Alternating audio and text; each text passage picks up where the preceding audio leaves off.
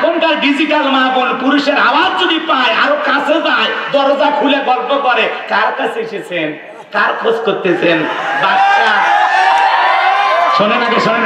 বাচ্চা বাচ্চা তো আমারই স্বামী, আসেন একটু ভিতরে বসেন, একটু চা দেই, একটা বিস্কিট খেয়ে যান ভাই, খালি মুখে বিদায় নেবেন, আমার তো ঘরে বরকত আসবে না। একটা অপরিচিত পুরুষের সাথে এই যে দরজা খুইলা, বাড়ির গেট খুইলা একটা মহিলা গল্প করতেছে, আপনারা বলেন তো জায়েজ না হারাম?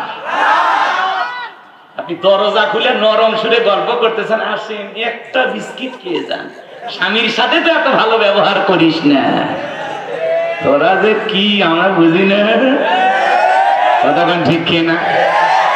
পুরুষ পাইলে গা ঘেঁষে গল্প করবে এখনকার মেয়েরা। আচ্ছা বলেন তো, আপনাদের উদ্দেশ্য কি কোরআন শোনা না? বলেন কি শুনতে আসছেন? তাহলে কোরআন থেকে কথা হবে, আপনি বুঝলেও শুনবেন, না বুঝলেও শুনবেন, ওটা ভাষা করবেন না। কোরআনের কথাগুলো শুনলে আপনার আমার লাভ, কথা কয় না? বলেন কোরআনের কথা শুনলে লাভ না লস? লাভটা কি আমার আল্লাহ জানায় দিলেন, وَإِذَا قُرِئَ الْقُرْآنُ فَاسْتَمِعُوا لَهُ وَأَنصِتُوا لَعَلَّكُمْ تُرْحَمُونَ। সূরা আরাফ আয়াত নাম্বার 204 আমার আল্লাহ রাব্বুল আলামিন জানায় দিলেন, তোমাদের সামনে যখন কোরআন পাঠ করা হয়, কোরআনের আলোচনা করা হয়, চুপ করে কান লাগে মনোযোগ সহকারে কোরআনের কথাগুলো শ্রবণ করো। যারা চুপচাপ কুরআনুল কারীমের কথাগুলো শ্রবণ করবে, আমার আল্লাহ রাব্বুল আলামিন আসমান থেকে তাদের উপরে আল্লাহর রহমত বৃষ্টির মতো নাজিল করবেন। বলুন সুবহানাল্লাহ। এই যে আল্লাহর রহমত নাজিল হইতেছে, এই বিশ্বাস আপনার আমার মনের মধ্যে আছে না নাই? কোরআনের কথাগুলো শুনলে লাভ না ক্ষতি?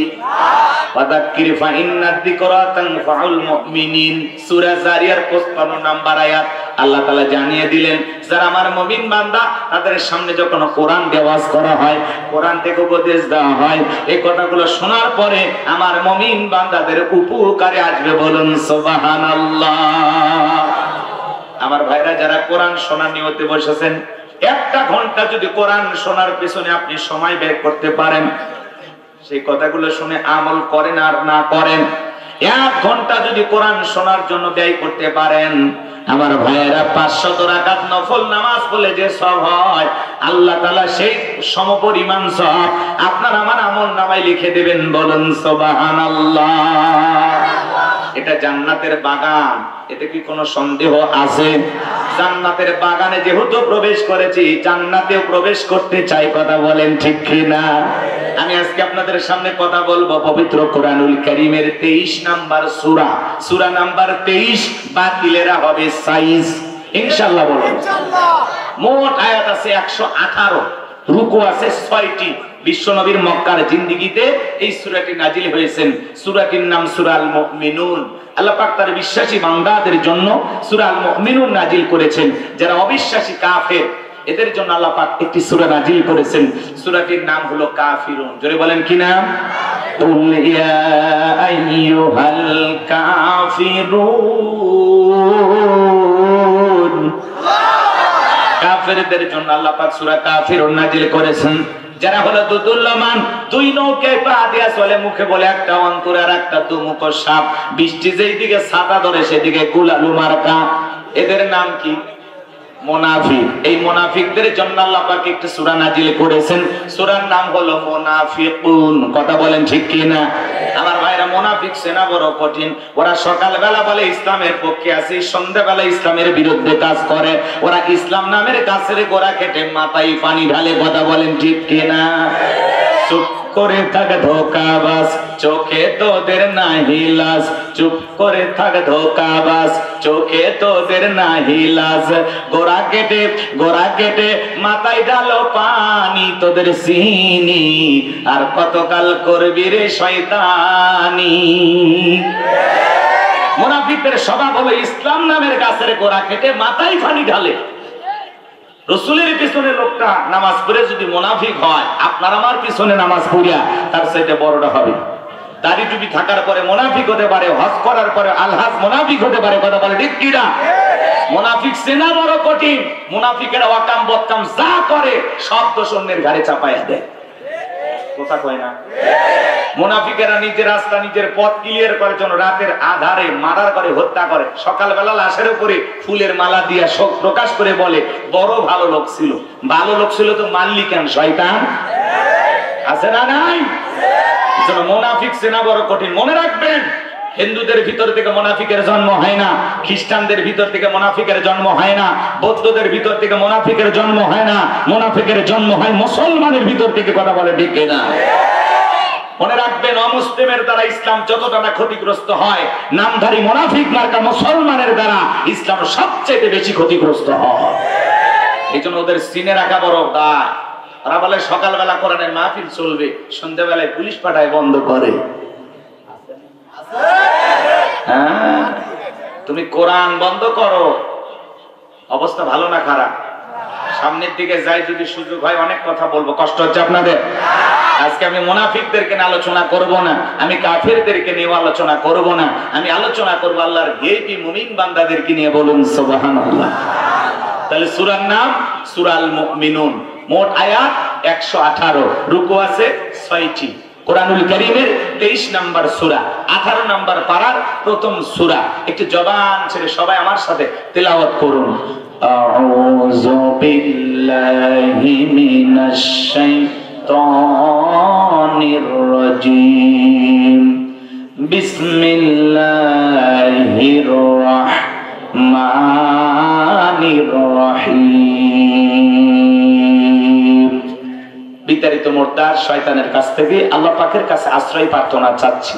পরম করুণাময় সীম দয়ালু আল্লাহ তাআলার নামে শুরু করছি। আমরা যে কোনো কাজ শুরু করব কার নামে? আল্লাহর নামে কাজ শুরু করলে বরকত আছে না নাই? যে কোনো কাজের শুরুতে আমরা আল্লাহ তাআলাকে স্মরণ করব। সম্মানিত ভাইরা আমার, যে কোনো কাজের শুরুতে যদি আমরা আল্লাহ তাআলাকে স্মরণ করি, বলেন তো বাজার, সেই কাজের ভিতরে বরকত দিবেন তিনি কে? আল্লাহ। বিসমিল্লাহর পাওয়ার আছে না নাই? বিসমিল্লাহর সম্মান মর্যাদা আছে না নাই? আমার ভাইরা, আল্লাহর এক বুজুর্গ গোলাম একটি ওয়াজ মাহফিলে, তাফসীর মাহফিলে, তিনি মজলিসে কথা বলতেছিলেন। ওই পাশ দিয়ে একটা হিন্দু মেয়ে হেঁটে যায়।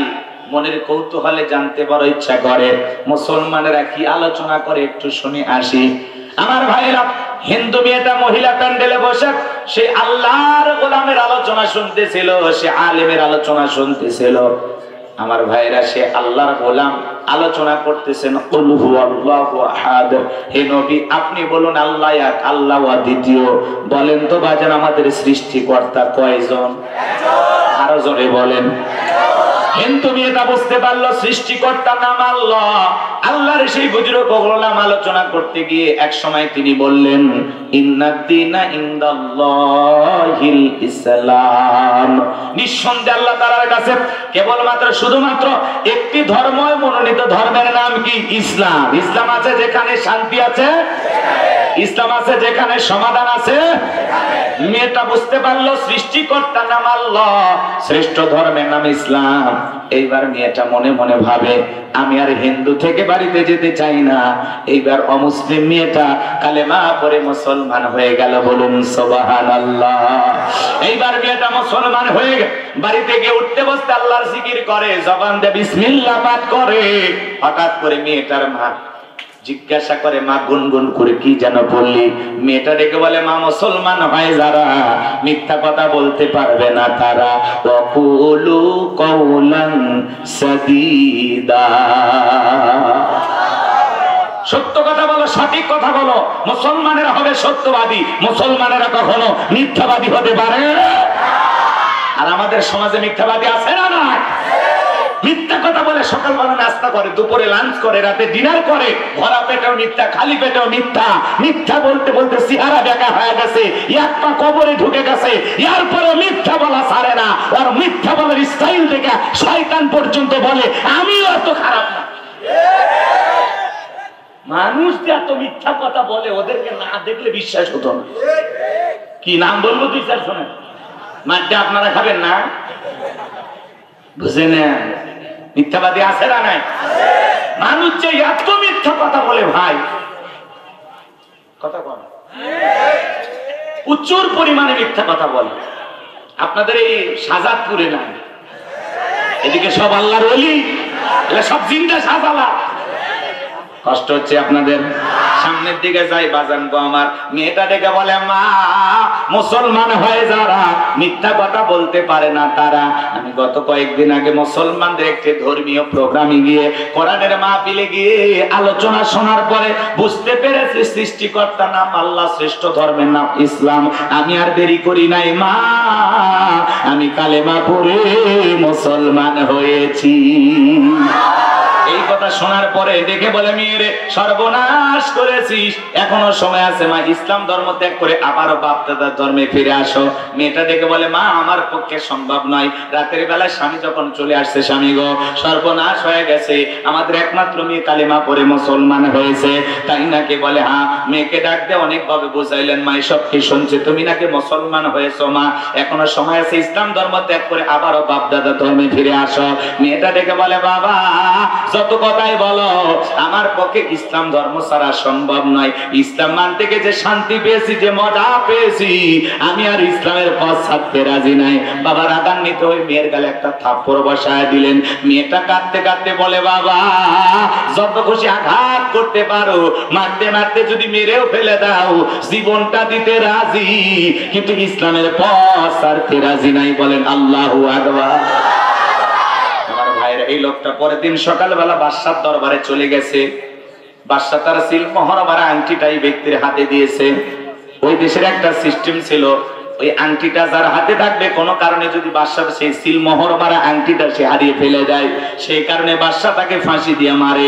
এই ব্যক্তির হাতে যখন আংটিটা দেওয়া হলো, ডেকে বলে বাদশা মহোদয়, এমনি আমি অনেক ঝামেলা আছে, আপনার আংটি হেফাজতের দায়িত্ব আমি পালন করতে পারবো না, আবার আপনি আংটিটা দিয়েছেন, ফেরত দিল কেমন দেখায়, যদি মনে কিছু না নেন, এই আংটি হেফাজতের দায়িত্ব আমি আমার মেয়ের কাছে দিতে চাই। বাদশা ডেকে বলে আমার কোনো আপত্তি নাই, কিন্তু দেশের আইন সম্পর্কে মেয়েটাকে অবশ্যই অবগত করবেন। এইবার বাড়িতে যাওয়ার পরে মেয়েটার হাতে আংটি দিলেন, আর ডেকে বলে মা, এটা বাদশার সিল মোহর মারা আংটি, খবরদার তোমার কাছ থেকে যেন হারিয়ে না যায়, আর বাদশার আংটিটা যদি কোনো কারণে হারিয়ে ফেলে দাও, ওই বাদশার আংটি হারানোর অপরাধে বাদশা তোমাকে ফাঁসি দিয়া মারবে, আমি বাবা হয়েও বাঁচাইতে পারবো না। মেয়েটা বিসমিল্লাহির রহমানির রহিম বইলা সুন্দর করে জামার পকেটে আংটিটা রেখে দিলেন। রাতের বেলা মেয়ে যখন ঘুমের মধ্যে চলে গেছে, বাবা কৌশলে মেয়ের ঘরের ভিতরে প্রবেশ করে জামার পকেট থেকে আংটিটা নিয়ে বাড়ির পাশে নদী ছিল, নদীর ভিতরে ছুঁড়ে মারছে, আর মনে মনে ভাবতেছে মেয়েরে তুমি মুসলমান হয়েছো, এ কথা জাতির সামনে প্রকাশ পাইলে আমার উঁচু মাথা নিচু হয়ে যাবে, বংশের মুখে চুনকালি পড়বে, সমাজে আমার মান সম্মান থাকবে না, তুমি মুসলমান হয়েছো, এ কথা প্রকাশ হওয়ার আগে আমি তোমার বিরুদ্ধে যে ষড়যন্ত্র করলাম, এই আংটি হারানোর অপরাধে বাদশা তোমাকে ফাঁসি দিয়ে মারবে, তুমি মুসলমান হয়েছে কথা প্রকাশ পেল না। আমার ভাইরা চিন্তা করেন, আপন বাবা হয়ে মেয়ের বিরুদ্ধে গভীর ষড়যন্ত্র করার পিছনে কারণ একটাই, মেয়েটা মুসলমান আর বাবা হলো বেঈমান। ইসলাম মানতে গেলে আপন বাবা সবার সন্তানের বিরুদ্ধে অবস্থান নেয়, নাই কিনা? মুসলিম জাতির পিতা ইব্রাহিম আলাইহিস সালাম তার বাবা আজর ঠাকুরকে ডেকে বলে, আব্বা এই খামাকা দেবতার পূজা করো, যারা দেখে না শোনে না, না পারে আপনাদের উপকার করতে, না পারে নিজের উপকার করতে, এমনকি নাকের টোকায় মাছি পরে থাকলে সেটা তাড়ানোর ক্ষমতা নাই, বিদায় এগুলো বাদ দেন। আসেন বাবা, আমার কাছে তাওহীদের সুসংবাদ এসেছে, আমি আল্লাহর ব্যাপারে সত্য সাক্ষী দিতেছি, বাবা তুমি ফিরে আসো, কালেমা পড়ে ইমানদার হয়ে যাও। সুন্দর করে ইমানের দাওয়াত দিলেন, তাওহীদের দাওয়াত দিলেন, রিসালাতের কথা প্রকাশ করলেন, আল্লাহর ব্যাপারে সত্য সাক্ষ্য প্রকাশ করলেন। কিন্তু বাবা আজর ঠাকুর ডেকে বলে, ইব্রাহিম তুমি আমার দেবতার বিরুদ্ধে কথা বলো, তোমার সাহস তো কম নয়, তোমার মতো ছেলের জায়গা আর আমার বাড়িতে হবে না, তুমি এখান থেকে দূর হয়ে চলে যাও। আপন বাবা ইব্রাহিম আলাইহিস সালামকে বাড়ি থেকে তাড়ায় দিলেন শুধুমাত্র সঠিক দাওয়াত দেওয়ার কারণে। কথা কয় না ভাই? তাহলে এই মেয়ের বাবাটা মেয়ের বিরুদ্ধে গভীর ষড়যন্ত্র করলেন, আংটিটা নদীর ভিতরে ছুঁড়ে মেরে বলতেছে এই আংটি হারানোর অপরাধে বাদশা তোমাকে ফাঁসি দিয়ে মারবে, তুমি মুসলমান হয়েছো এ কথা প্রকাশও পাবে না, আমার উঁচু মাথা নিচু হবে না, বংশের মুখে চুনকালি পড়বে না। বাবা হয়ে মেয়ের বিরুদ্ধে গভীর ষড়যন্ত্র করলো। পুরো ঘটনাটাকে আমি বলবো, কারা কারা শুনবেন একটু দুই হাত তুলে দেখান। লিল্লাহি তাকবীর। হাত নামান। আল্লাহ রাব্বুল আলামিন বলেন قد فلح المؤمنون। আরেকটু জোরে বলেন আল্লাহু আকবার। আমার ভাইরা সূরা আল মুমিনুন থেকে কথা বলবো। যে কোন আয়াত বা সূরার তাফসীর করতে হলে কোন প্রেক্ষাপটে কোন সময় রাসূলের উপরে আয়াতটি বা সূরাটি নাজিল হয়েছে, সেই নাজিলের শানে নজুল আছে না নাই? জোরে বলেন, নাজিলের শানে নজুল আছে না নাই? যদি শানে নজুল আলোচনা করা হয় তাহলে তাফসীর বুঝতে সহজ হয়, বলুন সুবহানাল্লাহ। তাহলে সূরা আল মুমিনুন বিশ্বনবীর উপরে কোন প্রেক্ষাপটে কোন সময় নাজিল হয়েছে আমি একটু সংক্ষিপ্তভাবে তুলে ধরবো। আপনাদের কি কষ্ট হবে ভাই? আমার ভাইয়েরা, বিশ্বনবীর প্রিয় সাহাবী হযরত ওমর ফারুক রাদিয়াল্লাহু তাআলা বলেন, আমি মৌমাছির বনবন ভনভন আওয়াজ শুনলাম, ডানে তাকায় মৌমাছি নাই, বামে তাকায় মৌমাছি নাই। বিশ্বনবীর চেহারা মোবারকের দিকে তাকায় দেখি নবীজি ফিসফিস করে কি যেন তিলাওয়াত করতেছেন। হযরত ওমর ফারুক ডেকে বলেন, আমার বোঝার বাকি রইল না, আসমান থেকে নবীজির উপরে কোরআনুল কারীম নাজিল হচ্ছে আর বিশ্বনবী কোরআনুল কারীম রিসিভ করতে ব্যস্ত, বলুন সুবহানাল্লাহ। তাহলে মৌমাছির বনবন ভনভন আওয়াজ হলে কোরআনুল কারীম নাজিল হয়। দপ্তরি ছুটির ঘন্টায় বাড়ি মারে টন টন আওয়াজ হলে কোরআনুল কারীম নাজিল হয়। নবীজি যখন ঘোড়ার উপরে থাকতেন ওই সময় যদি কোরআনুল কারীম নাজিল হইতো, ওহির ভারে ঘোড়ার পা গুলো বালুর ভিতরে ডুবে যেত, বলেন আল্লাহু আকবার। তাহলে কোরআনুল কারীমের একটা আলাদা ওয়েট, আলাদা একটা ওজন আছে না নাই? নবীজি যখন উটের উপরে থাকতেন ওই সময় যদি কোরআনুল কারীম নাজিল হইতো, ওহির ভারে উটের মাথা জমিনের সঙ্গে লেগে যেত। আমার ভাইয়ের এক সাহাবী রানের উপরে মাথা রেখে নবীজি আরাম ফরমাচ্ছেন, ওই সময় যখন কোরআনুল কারীম নাজিল হলো, সাহাবী দেখে বলেন, আমার কাছে মনে হয় আমার রানটা ফেটে যাবে, আমার কাছে মনে হয় পাহাড় আমার রানের উপরে চেপে ধরা হয়েছে। তাহলে কোরআনুল কারীমের একটা আলাদা ওয়েট, আলাদা একটা ওজন আছে না নাই? জীবনের প্রথম ওহী রিসিভ করতে গিয়ে নবীজির শরীর মোবারকে জ্বর পর্যন্ত এসেছিল। ইমদাদি লাইব্রেরি ছাপায়া 200-300 টাকার বিনিময়ে মুসলমানের ঘরে ঘরে কোরআন পৌঁছায়া দিয়েছে। এই কোরআনের সম্মান মর্যাদা কত আমরা কপাল পোড়া মুসলমান অনেকে আজও বুঝলাম না, কথা বলেন ঠিক কি না? কোরআন বুঝতে হলে সন্তানদেরকে মাদ্রাসায় পড়ানোর দরকার আছে না নাই? একটু গভীর মনোযোগ দিয়ে শুনবেন বাজান, আমি সামনের দিকে যাই, লম্বা হবে, লম্বা করব না। হযরত ওমর ফারুক থেকে বলেন, নবীজির কোরআনুল কারীম রিসিভ করা শেষ হয়ে গেল। বিশ্বনবী সাহাবায়ে কেরামদের দিকে মুখ ঘুরায় ডেকে বলেন, আমার সাহাবীরা, এই মাত্র আসমান থেকে জিবরাইল এসে আমার উপরে সূরা আল মুমিনুনের 10টি আয়াত কারিমা নাজিল করে জানায় দিয়ে গেলেন, নবী গো, এই 10টি আয়াতের ভিতরে আমার আল্লাহ পাক মুমিন বান্দাদের জন্য 7টা বৈশিষ্ট্য নিয়ে 7টা গুণাবলী নিয়ে আলোচনা করেছেন। কোন মুমিন যদি এই 7টা গুণে গুণান্বিত হতে পারে, 7টা গুণ দিয়ে তার জীবনটাকে সাজাইতে পারেন, আমার আল্লাহ রাব্বুল আলামিন বলেন, উলাইকা হুমুল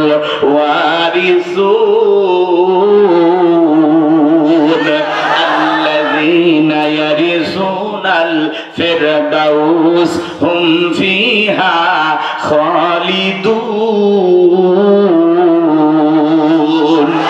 আমার আল্লাহ রাব্বুল আলামিন বলেন, তারাই উত্তরাধিকারী হবেন জান্নাতুল ফিরদাউসের, সেখানে তারা চিরকাল বসবাস করবেন। আমার আল্লাহ কোনোদিন তাদেরকে জান্নাত থেকে বের করে দেবেন না। চিৎকার মেরে বলুন সুবহানাল্লাহ। আপনার আমার টার্গেট জান্নাত না জাহান্নাম? কারা কারা জান্নাতে যেতে চান দুইটা হাত তুলে আমার আল্লাহকে একবার দেখান। আল্লাহ আমাদের সবাইকে জান্নাতুল ফিরদাউসের মেহমান হিসেবে কবুল করুন, জোরে বলুন আমিন। আল্লাহ আমাদের সবাইকে জান্নাত হিসেবে কবুল করুন, জোরে বলুন আমিন। আরো একবার বলেন আমিন। এবার 7টা আঙ্গুল দেখান, বলেন তো কয়টা গুণাবলী? আরো জোরে বলেন কয়টি? এই 7টা বৈশিষ্ট্য বা 7টা গুণাবলী যদি অর্জন করতে পারেন, জান্নাতুল ফিরদাউসের উত্তরাধিকারী বা ওয়ারিশ বানায়া দিবেন তিনি কে? আরো জোরে বলেন কে? হাত নামান, হাত নামান। আমার ভাইয়েরা, বাবা মারা গেলে ওয়ারিশ সূত্রে সন্তান যেরকম বাবার সম্পত্তির ভাগ পায়, কোন মুমিন যদি এই 7টা বৈশিষ্ট্য নিয়ে 7টা গুণাবলী নিয়ে আমল করে জিন্দেগিকে পরিবর্তন করতে পারে, তার নামে জান্নাতুল ফিরদাউসের ভিতরে জায়গা বরাদ্দ থাকবে, বলুন সুবহানাল্লাহ। তাহলে কি সেই 7টা গুণাবলী একটু জানার দরকার আছে না নাই? আমি কি বলবো? কষ্ট হবে না তো ইনশাআল্লাহ? এই 7টা গুণাবলী শেষ হবে না যতক্ষণ মুনাজাত হবে না ততক্ষণ ইনশাআল্লাহ, যতক্ষণ হয় হোক। একটু ধৈর্য নিয়ে বসেন আমার ভাইয়েরা। আল্লাহ রাব্বুল আলামিন বলেন, বিশ্বনবী তখন সাহাবায়ে কেরামদেরকে জানিয়ে দিলেন, আমার আল্লাহ কত সুন্দর করে বলেন, ক্বাদ ফালাহাল মুমিনুন। আমার আল্লাহ বলেন অবশ্যই মুমিনেরা সফল, অলরেডি মুমিনেরা সফল। সফল হয়েছে তারা ঈমান এনেছে যারা। আল্লাহু আকবার। সফল হয়েছে কারা? ঈমান এনেছে যারা। আমরা মনে করি কারো ক্ষমতা থাকলে সফল, কারো টাকা থাকলে সফল, কেউ ব্যবসায়িক দিক দিয়ে সফল, যারা সেলিব্রিটি আছে এরা বুঝি সফল। কথা কয় না, বোঝেন নাই মনে হয়, রাগ করতেছেন? আচ্ছা বলেন তো, পৃথিবীর এখন বর্তমানে সবচাইতে ক্ষমতাধর ব্যক্তির নাম কি? জো বাইডেন, আমেরিকার প্রেসিডেন্ট। কথা বোঝেন? এ হলো পৃথিবীর সবচেয়ে বড় ক্ষমতাধর ব্যক্তি। যতই ক্ষমতা থাক, আপনাদের এলাকায় একটা বাজার আছে, তালগাছি বাজার। মনে করেন এই বাজারে আল্লাহর একজন বান্দা সবজি বিক্রি করে, সবজি বিক্রেতা। আল্লাহর গোলাম আজান দেওয়ার পরে যদি মাথাটা নত করে আল্লাহকে মসজিদে গিয়ে সিজদা দেয়, বলেন তো বাজান, পৃথিবীর বড় নেতা জো বাইডেন এসে ওই তালগাছির সবজি বিক্রেতার দাম আল্লাহর কাছে কম না বেশি? তার মানে এই কথা দ্বারা কি বুঝলেন? ঈমান আছে যার, আল্লাহর কাছে দাম আছে তার। ঈমান নাই, আল্লাহর কাছে তার 4 পয়সার দাম নাই। কথা বলেন ঠিক কিনা? ওই বেঈমানেরা ক্ষমতার দিক দিয়া মাতবারি করে, অহংকার করে দুনিয়াতে ওদের পাওয়ার দেখাইতে পারে, মরণের পরে সবগুলোকে প্রায় জাহান্নামে দেবেন কি? জোরে বলেন কে? এই যে পৃথিবী কাঁপানো আরো লিডার আছে, পুতিন, উত্তর কোরিয়ার প্রেসিডেন্ট, কিং জং, কাটিং মারা মাল, দেখেন ভারতের দাদা। এরা যত বড় ক্ষমতাধর হোক না কেন, বাংলাদেশের একজন রিক্সা চালক, ভ্যান চালক, লোকটা যদি ইমানদার হয়, আজান দেওয়ার পরে মাথা নত করে আল্লাহকে যদি সিজদা দেয়, এই পৃথিবী কাঁপানো বড় বড় লিডারদের চাইতে ওই রিক্সা চালক, ভ্যান চালক, ইমানদারের দাম আল্লাহর কাছে কম না বেশি? তার মানে কি বুঝলেন? ঈমান আছে যার, আল্লাহর কাছে দাম আছে তার। কথা বলেন ঠিক কিনা আমার ভাইয়েরা?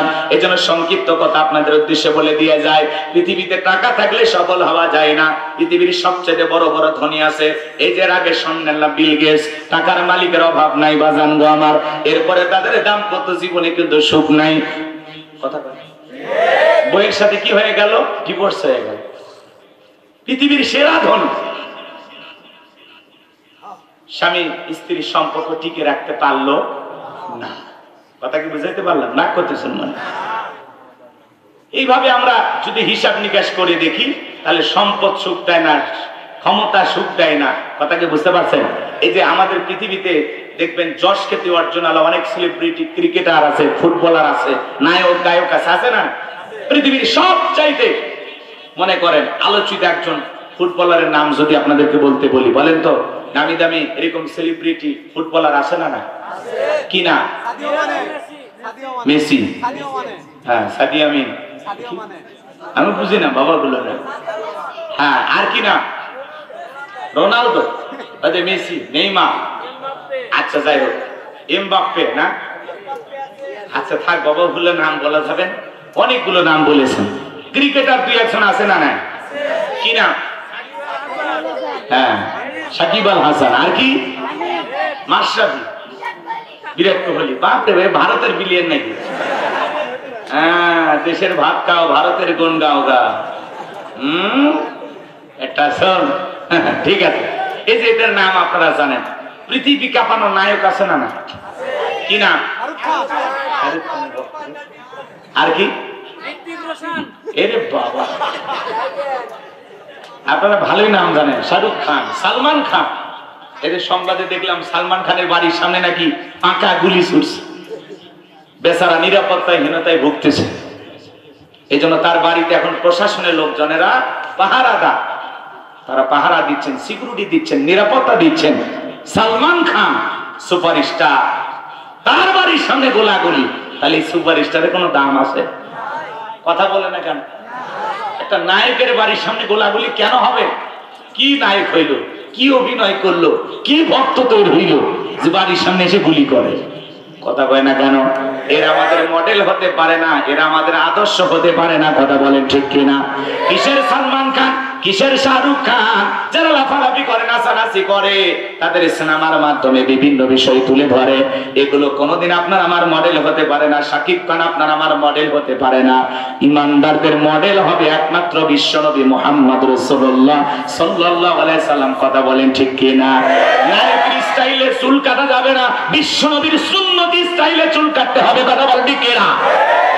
আল্লাহ তাআলা বলেন লাকাদ কানা লাকুম ফি রাসূলিল্লাহি উসওয়াতুন হাসানাহ, তোমাদের জন্য উত্তম আদর্শ রয়েছে রাসূলের জীবনের ভিতরে। কথা বলে ঠিক কি না?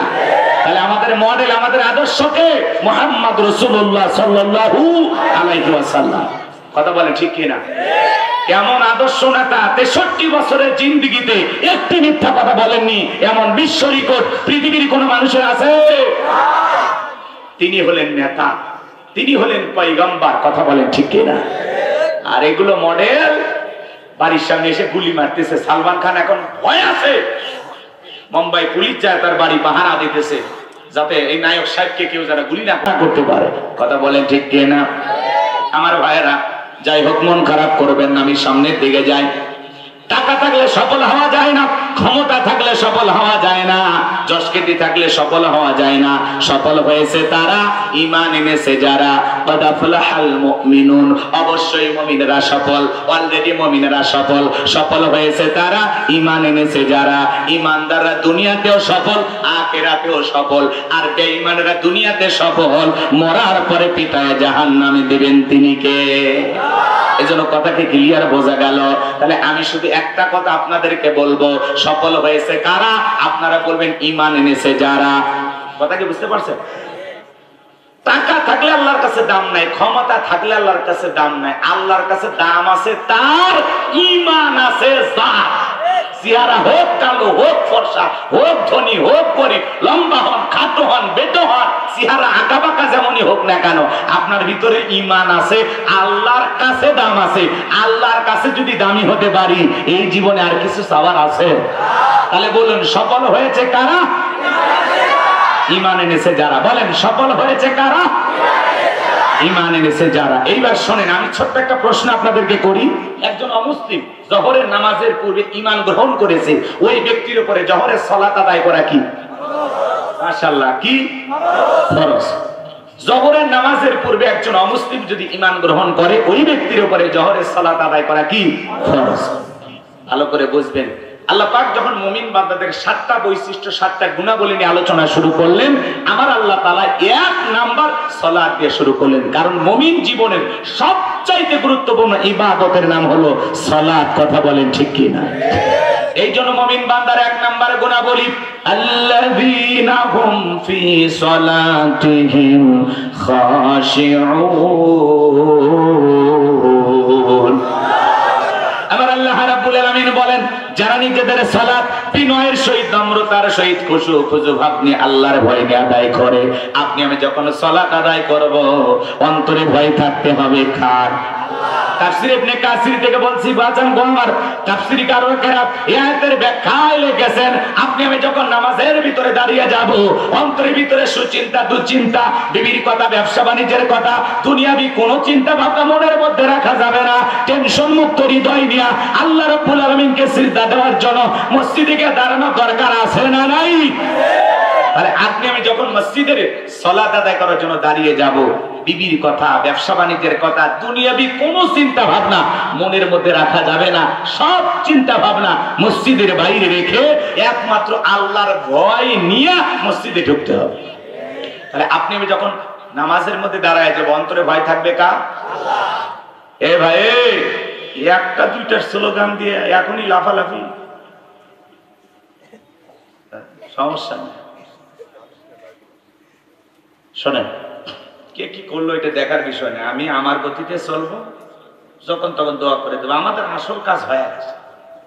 কথা বোঝেন না? না, হয়ে গেছে। কালেকশন হয়নি, ওইটাই তো আসল কাজ। সবই আমাকে খালি বয়ান করে নিলেন, সবই তো করে নিলেন। আচ্ছা যাই, এমনি বলতেছি, কথা ধরা হবে না, তো ধরলে ঝামেলায় পড়ে যাবে। মানে আমি এমনি তাল মারতেছি, আপনি আবার ভাবেন না যে ওইটার জন্য হুজুর করবে না। মানে একটা মাহফিল করা হয় যে কোনো উদ্যোগে, তাই কালেকশন মোটামুটি হয়ে গেলে মাহফিল সফল। আর বক্তা যে বয়ান করবে এটা বোনাস। আমি তো বললামই যে দেড়টা হোক দুটা হোক সেটা পরে কার ইচ্ছা, কিন্তু পরিবেশ দিতে হবে। বোঝেন নাই কথা? জি। আর এদিক খেয়াল করেন, এদিক খেয়াল করেন, অন্তরের ভিতরে ভয় থাকবে কার? ইয়া আইয়ুহাল্লাযীনা আমানু তাকুল্লাহ, হে ঈমানদারগণ আমি আল্লাহকে ভয় করো, হাক্কা তুকাতিহি, ভয় করার মতো ভয় করো। সালাত কিভাবে আদায় করব, বিশ্বনবী কিভাবে আদায় করেছেন? আম্মা জান আয়েশা রাদিয়াল্লাহু তাআলা আনহা বলেন, নবী নামাজের ভিতরে এত লম্বা সময় দাঁড়িয়ে থাকতেন, মাঝে মাঝে আমি তাকায়া দেখতাম বিশ্বনবীর পা মোবারক ফুলে উঠেছে। বলুন সুবহানাল্লাহ। তাহলে নবীজি কত লম্বা সময় নামাজে দাঁড়িয়ে থাকতেন, তার কারণে পা ফুলে উঠত। 2 মিনিট দাঁড়াতে পা ফুলে, আধা ঘন্টা, 1 ঘন্টা না, ঘন্টার পর ঘন্টা। কথাকে বোঝা গেল? আমার ভাইয়ের আম্মা জান আয়েশা ডেকে বলেন, নবীজি এত লম্বা সময় ধরে সিজদা দিতেন, মাঝে মাঝে মনে হইতো নবীজি আর কোনোদিন সিজদা থেকে মাথা উঠাবেন না। আম্মা জান আয়েশা ডেকে বলেন, একদিন রাতের বেলায় দেখি নবীজি সিজদা দিয়ে এত কান্না করেছেন, কাঁদতে কাঁদতে বিছানাটা ভিজে গেছে। আমি মনে করলাম পানি পরে ভিজে গেছে, কিন্তু না, আমি তাকায় দেখি বিশ্বনবী সিজদা দিয়ে এত কান্না করেছেন, কাঁদতে কাঁদতে সিজদার জায়গাটা ভিজে গেছে। নবীজি যখন সিজদা থেকে মাথা উঠাইলেন, আম্মা জান আয়েশা ডেকে বলে, নবী এত কান্না কেন করেছেন, কি হয়েছে আপনার? বিশ্বনবী ডেকে বলে, আয়েশা আমি তো আমার জন্য কাঁদি নাই, আমি কাঁদি আমার গুনাহগার উম্মতের জন্য। আল্লাহর কাছে কেঁদে কেঁদে বলি, আল্লাহ আমার গুনাহগার উম্মতের গুনাহগুলো মাফ করে দাও। যেই নবীর জীবনে কোনো গুনাহ নাই, নবীরা জন্মের আগেও মাসুম, জন্মের পরেও মাসুম, সেই নবী দিনের মধ্যে 70 বারেরও বেশি ইস্তেগফার করতেন। আপনার আমার গুনাহ মাফের আশায় নবী যদি সিজদা দিয়ে কান্না করতে পারেন, তাহলে আমরা হলাম মূল অপরাধী, মূল আসামি, মূল ভিকটিম। তাহলে বলেন তো বাজান, নিজেদের অপরাধের জন্য সিজদা দিয়ে মালিকের কাছে কান্না করা দরকার আছে না নাই? 5 ওয়াক্ত নামাজ, এইটা তো ডিউটি, এটা তো পড়াই লাগবে, এটা তো বাধ্যতামূলক ওয়ার্ডার। শুধুমাত্র 5 ওয়াক্ত সালাত আদায় করব না, রাত্রি জাগরণ করেও সিজদা দেব কাকে? আমার ভাইরা রাতের 1টা 2টা 3টার দিকে আরামের বিছানা ত্যাগ কইরা, বিবির ভালোবাসা ত্যাগ কইরা যারা রাত্রি জাগরণ করে আল্লাহকে সিজদা দেয়, আমার আল্লাহ পাক বলেন, ওয়াল্লাযীনা ইয়াবিতুনা লিরাব্বিহিম সুজদাও ওয়া কিয়ামা।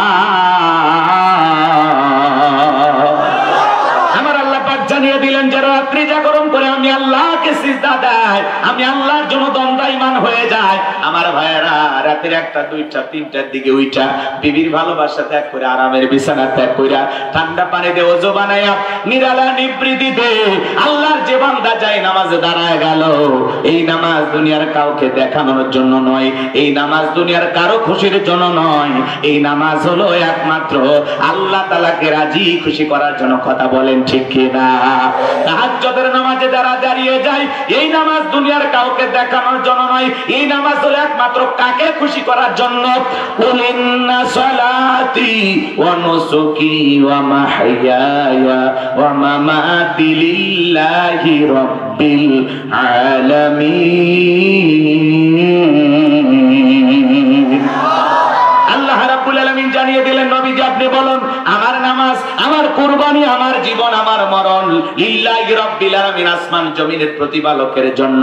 তাহলে মুমিন জীবনের সকল ইবাদত হবে একমাত্র আল্লাহ তাআলাকে রাজি খুশি করার জন্য, আল্লাহকে পাওয়ার জন্য। কথা বলেন ঠিক কি না?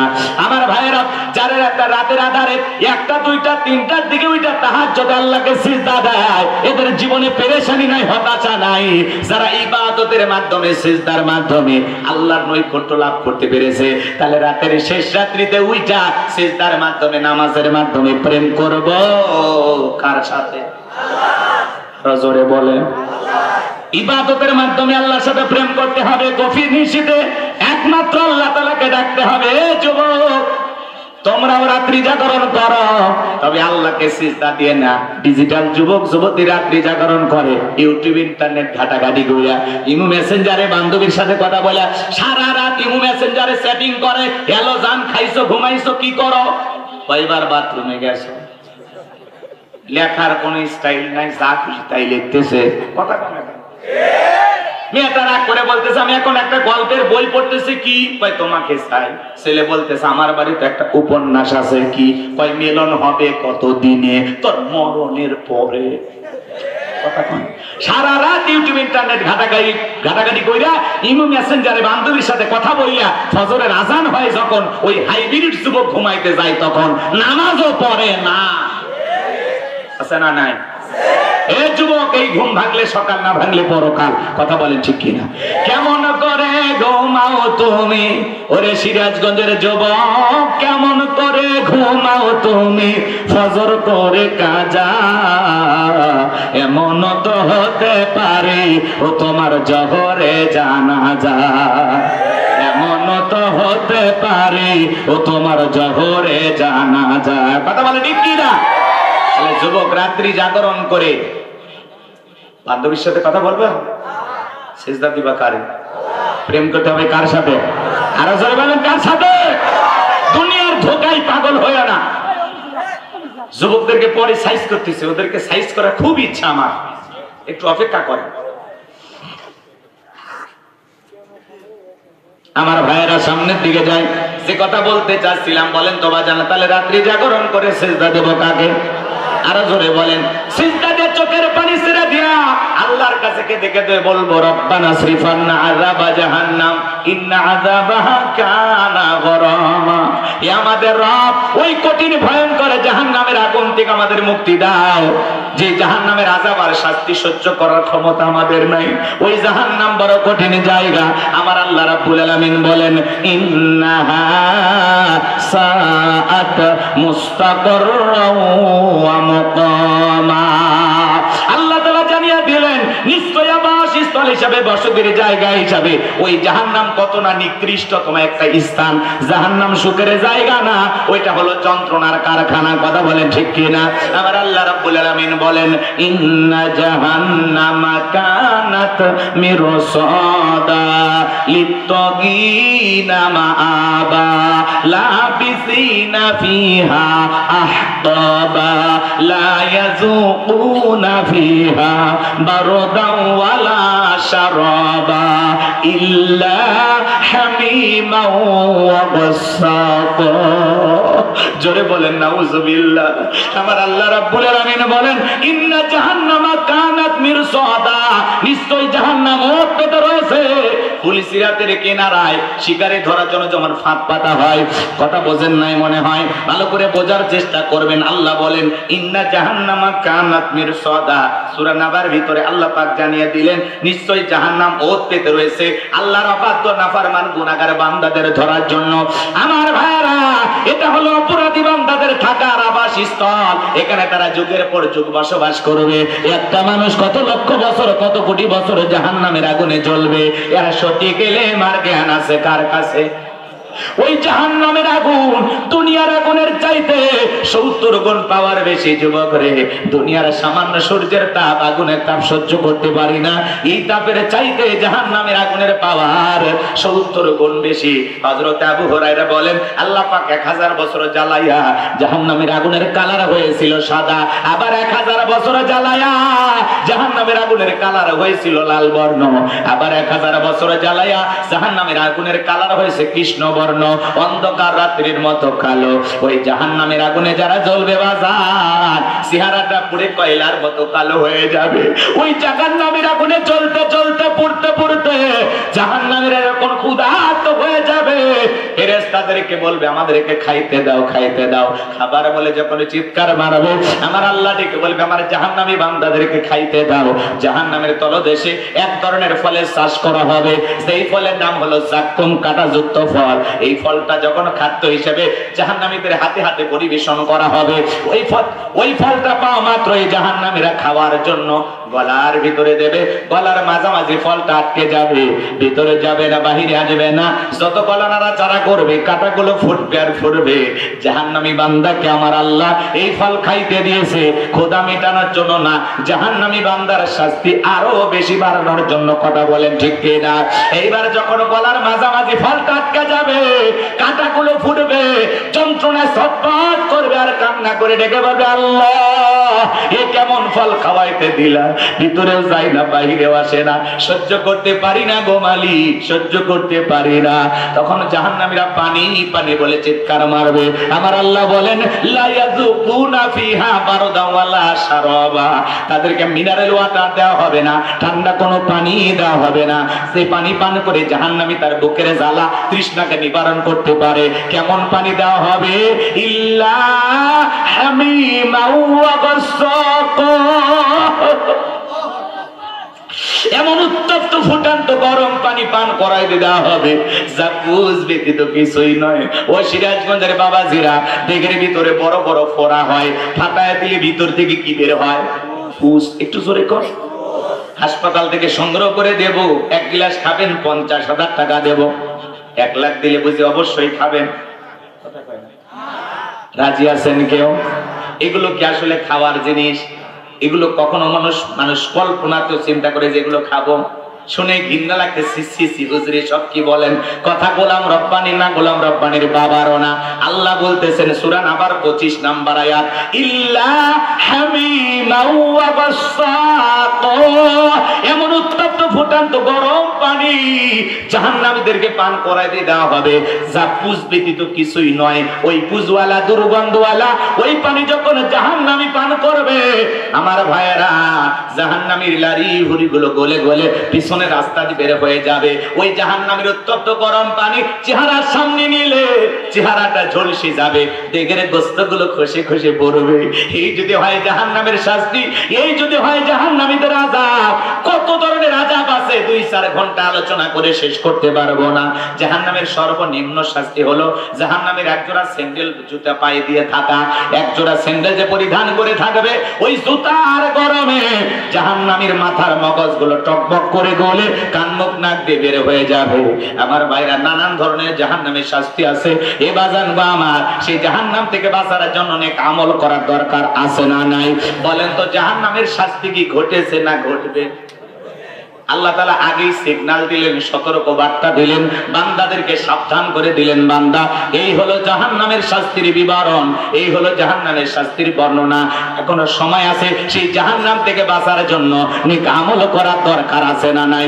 আল্লাহ তাআলা আগে অ্যাডভান্স কেন জানিয়ে দিলেন? যাতে আমরা সতর্ক হতে পারি, সাবধান হতে পারি। উলামায়ে কেরাম কেন বারবার বলে তোমরা কান্না করো, আল্লাহর ইবাদত করো, ইবাদতে মনোযোগী হয়, জাহান্নাম থেকে নিজে বাঁচো, নিজের পরিবারকে বাঁচাও। উলামায়ে কেরাম কেন বারবার বলে নেক আমলের জিন্দেগি করো, নেক আমলের জিন্দেগি করো, মালিকের সাথে গভীর সম্পর্ক করো। এবার জানবো আমার, আমরা কেন জাহান্নামের কথা বলি? আমরা চাই না বাংলাদেশ কেন তামাম পৃথিবীর একজন মানুষ জাহান্নামে যাক, এটা আমাদের কামনা না বাসনা না। আমরা চাই সমস্ত মানুষগুলো নেক আমল করে আল্লাহর প্রিয় গোলাম হয়ে জান্নাতে যায়। এটাই আমাদের চাওয়া, এটা আমাদের দিলের তামান্না। কথা বলেন ঠিক কিনা?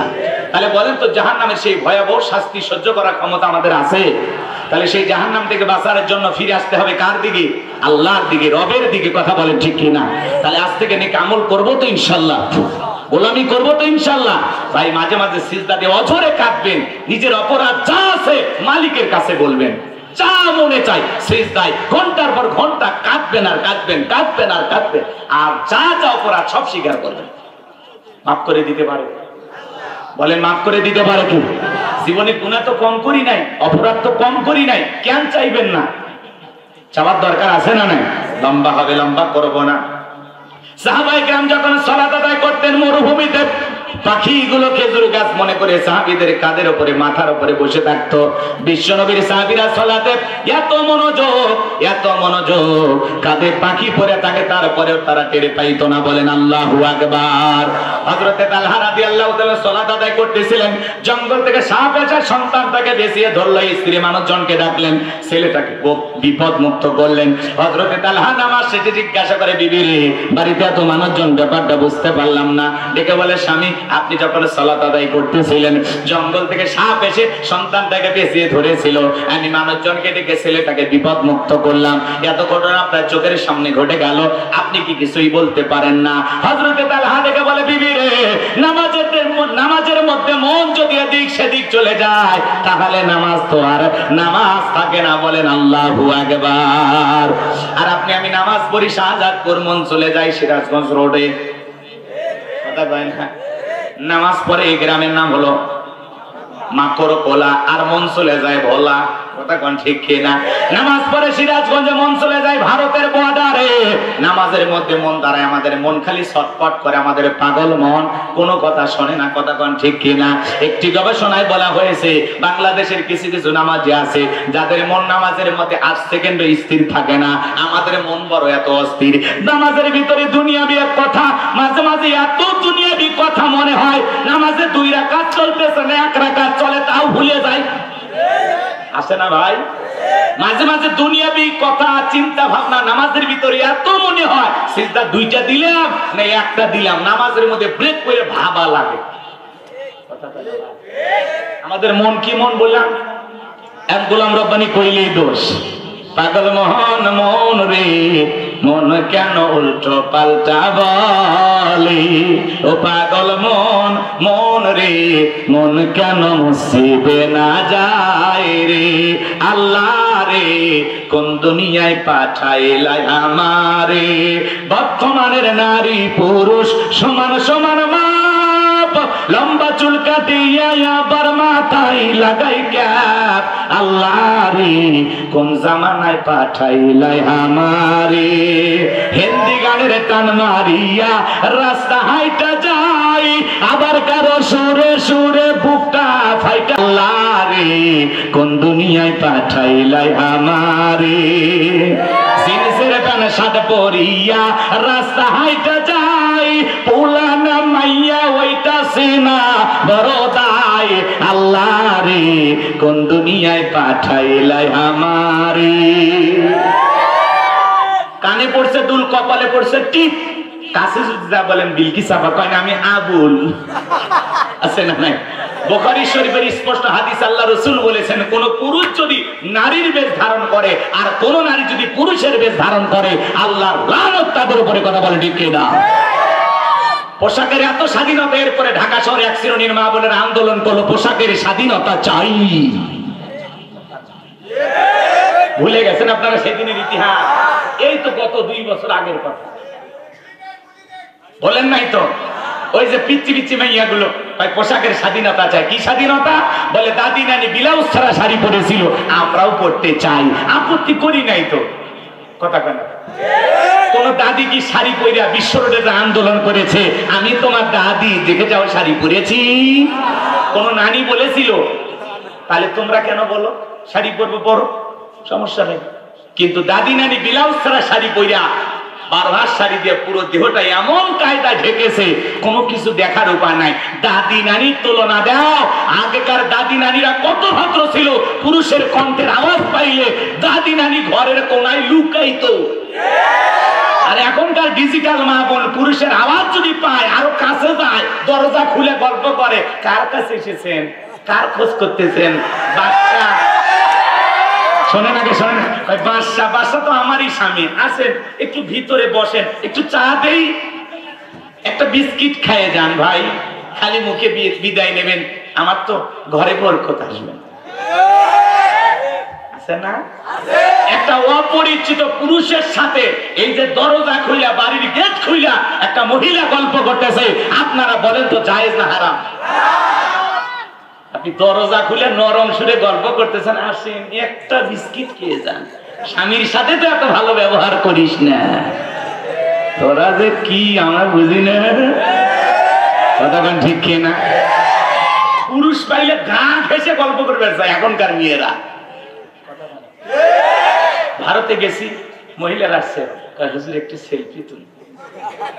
আমি বললাম খালি তোরা যদি সেলফি তুলে ফেসবুকে পোস্ট করিস আমার ওয়াশ করা লাগবে না, পিটাইয়ে সাইজ করবে। কথা কোন ঠিক? কমিটির লোকজন ভাই তাড়াতাড়ি বের করেন, কি কয় সেলফি বলে তুই? কথা কোন আছে না? আবেগ আবেগ, কথা কি বুঝতে পারছেন? আগেকার দাদি নানির তুলনা হয় না। মা বোন যারা বসে আছেন কান খুলে কথা শোনেন, আপনার বাড়ির দরজায় অপরিচিত কোন পুরুষ যদি আপনার স্বামীকে সন্ধান করতে আসে এমন কায়দায় ব্যবহার করবেন, দরজা খোলা তো দূরের কথা, ভিতর থেকে আওয়াজ দেবেন, বাচ্চা বাড়ির নাই, খুঁজে নেন, মোবাইল করেন, যত ঝামেলা বাড়ির উপর আছে সহ্য হয় না।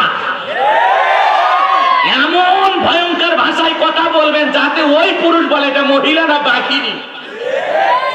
আর নরম করে কথা, আসেন একটু বসেন, চা খেয়ে যান, মনে হয় মায়ের পেটের ভাই, তাহলে আদর কর, সমস্যা নেই। কথা কি বোঝা গেল? ব্লাউজ ছাড়া শাড়ি পরা আন্দোলন করে, এরা যেটুকু পরে আছে সেটুকু পড়তে চায় না। ব্লাউজ ছাড়া শাড়ি এমন কায়দায় পরেছে, পিঠটা এমন কায়দায় পুরোটা ফাঁকা রাখছে, মনে হয় আন্তর্জাতিক আর্জেন্টিনা ব্রাজিলের ফুটবল ম্যাচ হবে। কথা কোন ঠিক কিনা? যে সমস্ত অসভ্য বেহায়া নারীরা এই আন্দোলন করেছিল, ওদেরকে আমি বলেছিলাম গুগলে সার্চ দাও, সার্চ দিয়ে দেখো কোন দেশে পোশাক ছাড়া মানুষ বসবাস করে, পাসপোর্ট ভিসা লাগায়া ওই দেশে চলে যাও। তোমাদের মতো অসভ্য বেহায়া নারীর জন্য বাংলাদেশের কুকুরও কাঁদবে না। কথা বলেন ঠিক কিনা? কিন্তু এটা 95% মুসলমানের বাংলাদেশ। এই দেশে থাকতে হলে অশ্লীলতা, উলঙ্গপানা, বেহাপানা করা যাবে না। এই দেশে থাকতে হলে আল্লাহর ফরজ বিধান পর্দা মেনে থাকতে হবে। পর্দা করা নফল না ফরজ? অকরনা ফি বুয়ুতিকুন্না ওয়ালা তাবাররাজনা তাবাররুজাল জাহিলিয়াতিল উলা। নারীরা তোমরা ঘরের ভিতর অবস্থান করো, খবরদার জাহিলিয়াতি যুগের মেয়েদের মতো নোংরা অশ্লীল পোশাক পরে নিজের দেহকে প্রদর্শন করো না। নারীরা পর্দায় থাকলে নিরাপদ থাকবে। পর্দা নারীর সিকিউরিটি দেবে, মর্যাদা দেবে। পর্দা হেজাব প্রত্যেকটা নারীর অহংকার। কোন সম্ভ্রান্ত ভদ্র ফ্যামিলির মেয়ে বোরকা ছাড়া বাহিরে যেতে পারে না। কথা কয় না? একটা নারী যদি ঢিলা ঢালা বোরকা পরে, হাত মোজা পা মোজা লাগায়, রাস্তাতে হেঁটে যায়, মনের অজান্তে শ্রদ্ধা সম্মানে মাথাটা নত হয়ে আসে।